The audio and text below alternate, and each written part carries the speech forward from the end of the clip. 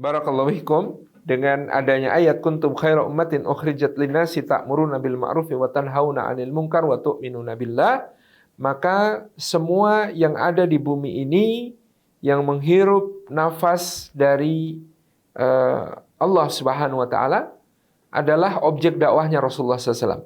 Sepeninggal beliau, maka tanggung jawab dakwah itu beralih kepada kita semua, orang-orang yang kemudian paling mengetahui tentang orang-orang di sekitar kita yang belum tersentuh atau belum pernah mendapatkan kabar tentang dinul Islam.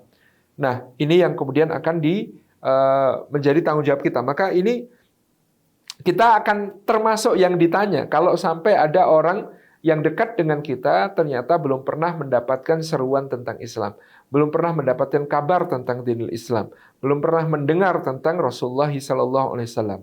Ini menjadi tanggung jawab kita sebagai umatnya Rasulullah SAW yang melanjutkan risalah beliau. Karena Allah mengatakan tadi, adalah kalian umat terbaik yang ditampilkan untuk manusia, untuk memerintahkan kepada yang ma'ruf, mencegah dari yang mungkar, dan mengajak beriman kepada Allah Subhanahu wa Ta'ala. Ini tanggung jawab keumatan kita semua. Adapun orang-orang yang qadarallah wa masya'a fa'al, sampai pada saatnya nanti tidak mendapatkan kabar tentang risalah Rasulullah SAW, ya, ini yang disebut orang-orang ya masuk kategori fatrah. Karena fatrah itu menurut para ulama ada dua. Yang pertama fatrah karena masa, orang-orang yang tidak mendengar tentang risalah Nabi SAW karena mereka lahir sebelum Rasulullah SAW misalnya, sebelum diutusnya Rasulullah, dan mereka tidak bertemu dengan seorang Rasul pun. Atau orang-orang yang tadi, ya karena saking terisolirnya, saking kondisinya jauh dari mendengar kabar tentang nubuah dan risalah Nabi SAW, maka mereka masuk ke golongan orang fatrah. Apa yang terjadi pada orang fatrah? Orang yang fatrah di akhirat nanti akan Allah Subhanahu wa Ta'ala tanyai langsung, ditegakkan hujah dengan ditanya langsung, dengan dihadirkan Rasulullah SAW.